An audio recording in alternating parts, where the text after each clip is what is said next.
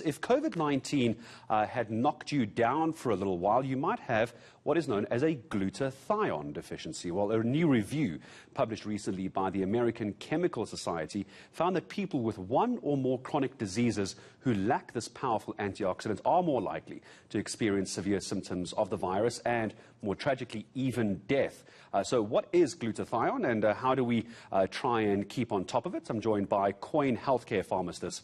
It's Giulia Criscuolo. Giulia, morning to you. I had to learn how to say it properly. Glutathione. What is it? And how do I know if I have a deficiency, even before I have COVID-19? Hi, Gareth. Good morning. So basically, glutathione, it's called a tripeptide. In other words, it's made of 3 amino acids, glycine, cysteine, and L-glutamine. And it's made naturally by the body in your liver. And why glutathione is so important in getting this press coverage is because it's a really, really important antioxidant. Now, I'm sure we've heard the term antioxidant many, many times. And basically what it does in the body, we have things called free radicals, which go around, they're very, very unstable, and they go around your body desperately trying to find other molecules to engage with so they can become more stable. And that is called oxidative stress. And if your body has high levels of oxidative stress, then you find that you are much more susceptible to infections. Your immune system is not functioning as well. You get older quicker, your eyesight diminishes, you have more inflammation in your body, and you're much more prone to chronic diseases like diabetes, atherosclerosis, cardiovascular disease, and neurodegenerative disorders. And where glutathione comes in, Gareth, is that glutathione is a very, very powerful antioxidant. So it stabilizes the free radicals and makes them less reactive. So in that way, it actually protects your cells from damage, no matter what you're exposed to, whether it's pollution, bad food, emotional stress, or the COVID virus. So is glutathione, and I'm asking a very medically ignorant question, and I can imagine viewers going, Gareth, how can you not know this? But I don't, so help me understand, the idiot that I am. Is glutathione, let's say I have a deficiency, which, Giulia, you can help me understand if I do. If I haven't been diagnosed, what signs am I looking for, A? And then B, is this something I can buy over a counter? Do I need to go for a test to see if I've got a deficiency in glutathione? Wonderful question, Gareth. So basically, how you'd know that your glutathione levels are low is that you find you have a brain fog. You're often very, very tired. You find that you have a lot of inflammation in your body. Your liver doesn't work so well. And so, in other words, you find that, as I said, you're tired, you're much more prone to infections, and you age much more quickly. So you have more grey hair, eyesight's not so good, and you're much more prone to these chronic diseases that I've spoken of. Yeah. So these are some of the signs, and yes, luckily, glutathione is actually made in the liver, and there are wonderful food sources of glutathione.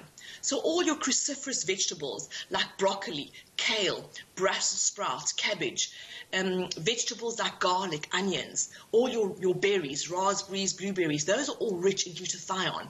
And also we can take wonderful supplements. I really like one called Biomax Glutathione, which is actually a naturally fermented, patented Japanese form of glutathione.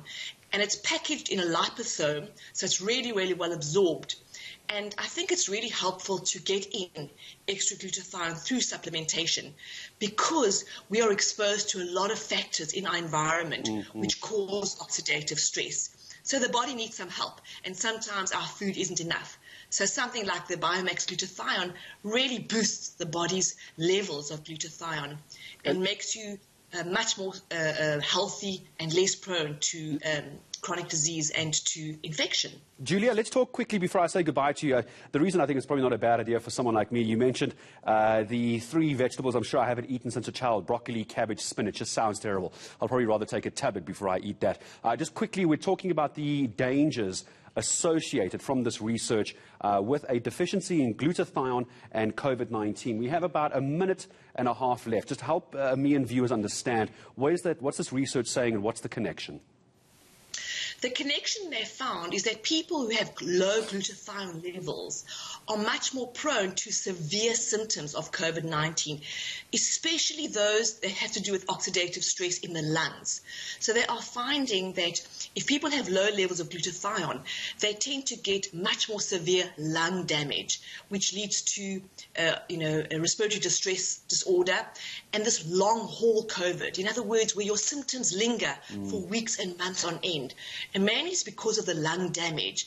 So if you up your glutathione levels, you are much less likely to have those very severe symptoms of COVID. So it keeps you more protected and also protects the lungs especially from oxidative stress. That's the connection, Gareth. Well, I appreciate your time, and I think just as a proviso, Giulia, and I'm sure you're going to nod in agreement, we don't want to have an ivermectin scare here. It's not a cure for COVID-19, glutathione at all. It's an antioxidant. Please don't go rush out now and buy glutathione thinking it's going to cure COVID-19. It's not. It's a supplement. It'll help you. Giulia, it's always such a pleasure speaking to you. Thanks for your time. Giulia Criscuolo, Coyne Healthcare Pharmacist, joining us. So glutathione, I think, is what a lot of people, if not taking, I don't know if I have a deficiency. I certainly don't eat any of those vegetables, spinach, broccoli. Ugh. I don't care what it is. I can't put enough cheese sauce on them. But maybe I should start and get some glutathione. I think so.